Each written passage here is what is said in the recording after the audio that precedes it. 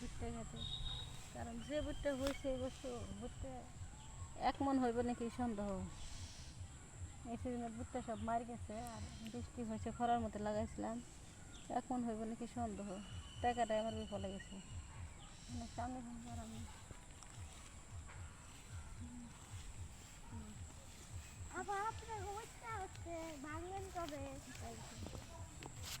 কালকে আসবি সবাই বুঝতে পারছি। হ্যাঁ বুঝতে বাদে এইরকম বাদে হলে কৃষক মরে যাবো, গরিব কৃষক। এই সাথে তো ভাঙা যাবে না, আর আমরা তো কাঁচা।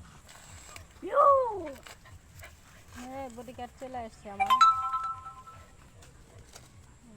দেখছা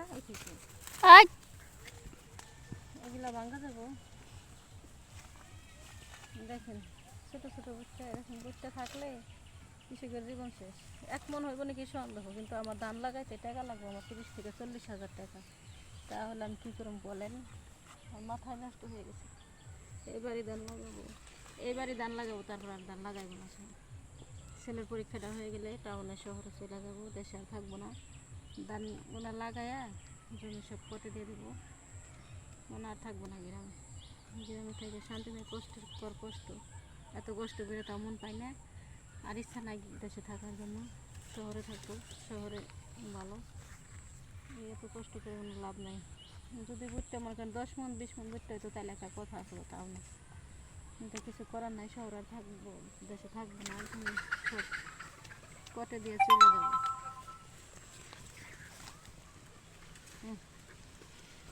ভাঙা যাবো কালকে,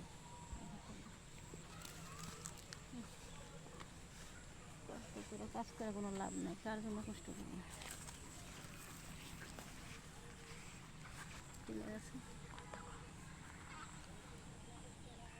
কি খবর, কই যাবে এখন হামজা? কব খেলা দেখতে যাবো? খেলা দেখতে যাবো আমরা। তো ভিডিওটা বেশি বেশি শেয়ার করবেন, লাইক করবেন, কমেন্ট করবেন। বেশি বেশি শেয়ার করবেন, লাইক করবেন, কমেন্ট করবেন, আমাদের সাথে থাকবেন।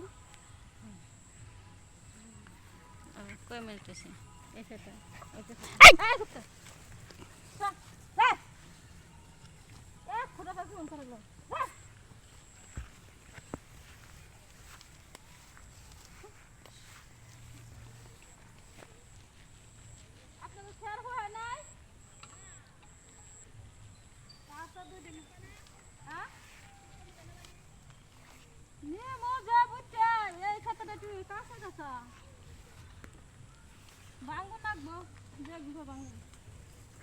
আপনাকে ভিডিওর নাম কি?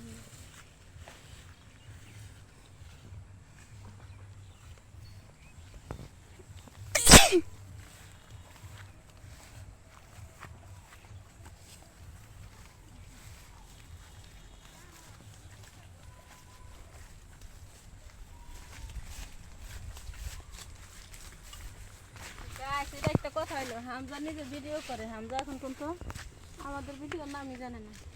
বলেন আমি হামজা, এখানেও যাইব বাজারে, খেলা হচ্ছে আমাদের বাজারে, খেলা দেখা।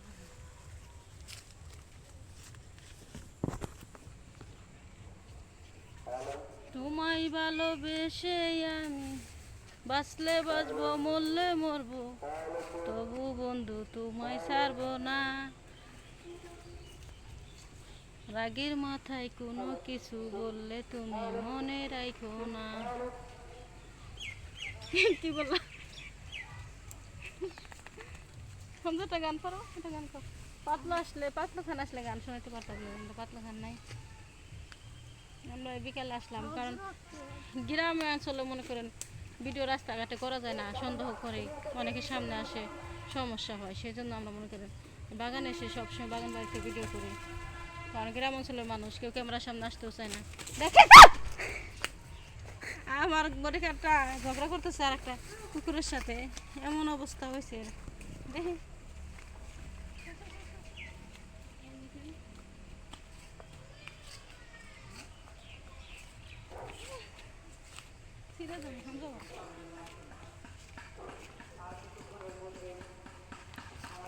আর কিছু ক্ষণের মধ্যেই ও দেখেন এখানে একটা দোলনা আছে, পোলাপানা এসে দোলনা খেলে বিকালে। ওইসে নামো নামো। এদিকে ঘুরো।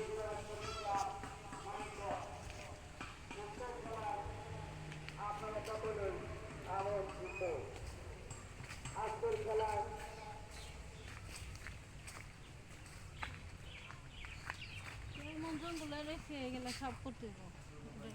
ভিতরে মানুষগুলো খুঁজে পাওয়া যাবে না। এখানে মেশিন আছে, পানি দেওয়ার মেশিন, মেশিনটা পরিষ্কার করে বাইর করতে হবে, মেশিন ঠিক করতে হবে, ধান লাগাইতে হইব। মাথায় আমার গলা হয়ে গেছে যে এত টেনশন কিভাবে করবো, এত কিছু লোক নাই, কিছু নাই, আর প্রত্যেকদিন বৃষ্টি হয়।